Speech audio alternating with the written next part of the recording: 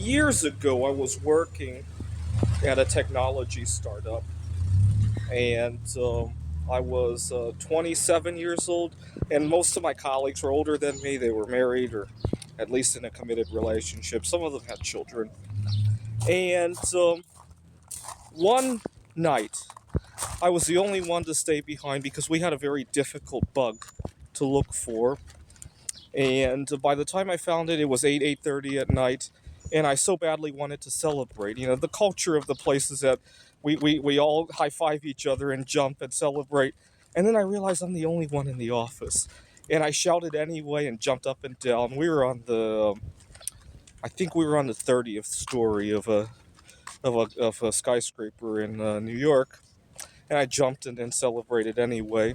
And I realized of how alone I was.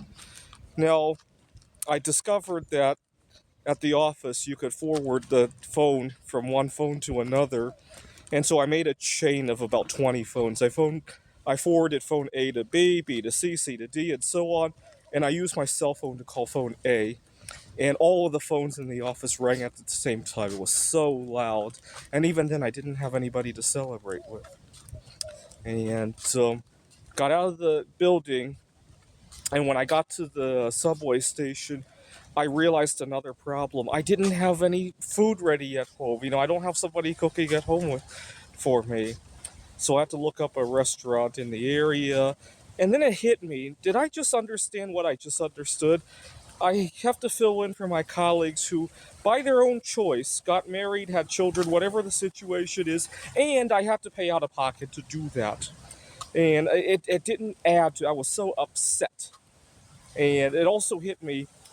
You know, I moved out of my parents' home when I was 25 years old. So the concept that I don't have somebody cooking at home for me, that was the first time it ever hit me. And the first time it ever hit me, it was very upsetting.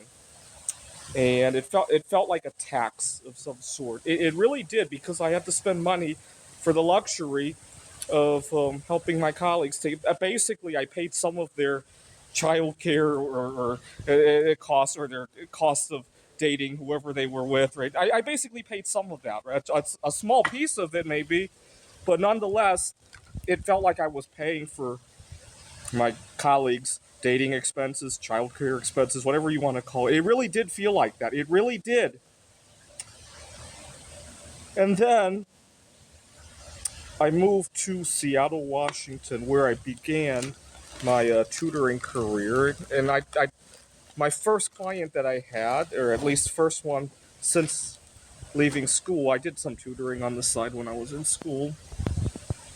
Took advantage of me because they understood I was single and lonely. What had happened was it's an Asian kid. He was studying computer programming, AP computer programming, and the mom.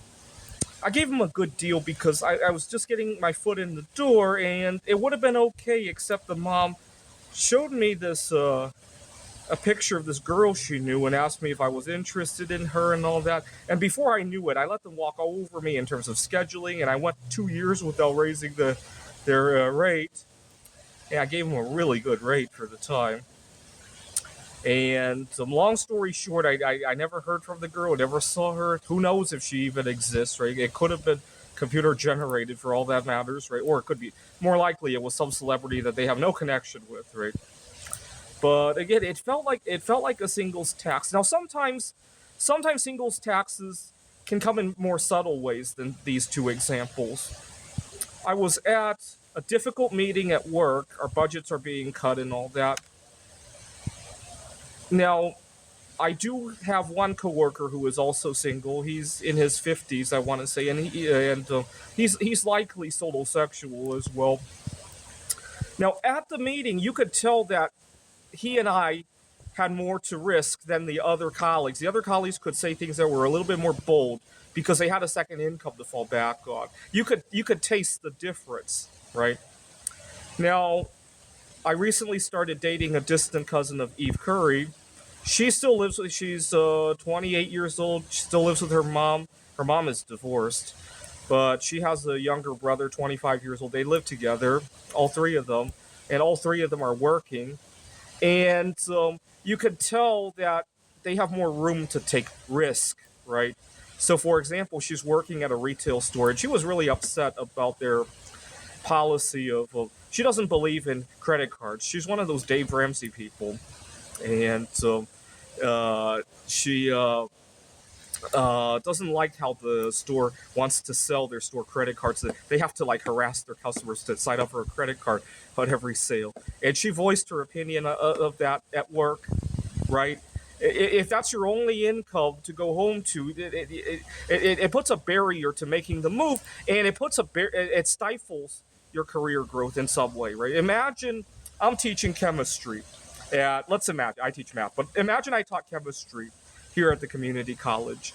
And one day while doing a chemistry experiment, I discover some new process to make chemical element 119, right? But I really need this job. Do I keep my mouth shut and just go about my day as normal, or do I make waves about it, potentially mess up the politics of, maybe my colleague will think it's the most dangerous thing in the world, and if I had $1 million to go home to, right, or a spouse who makes $1 million a year, the choice I make would be very different, right? But anyways, that's singles tax in a nutshell. It stifles risk taking, and it creates pigeonholes, and it creates a barrier. And also, depending on how you deal with it, sometimes people walk all over you, right?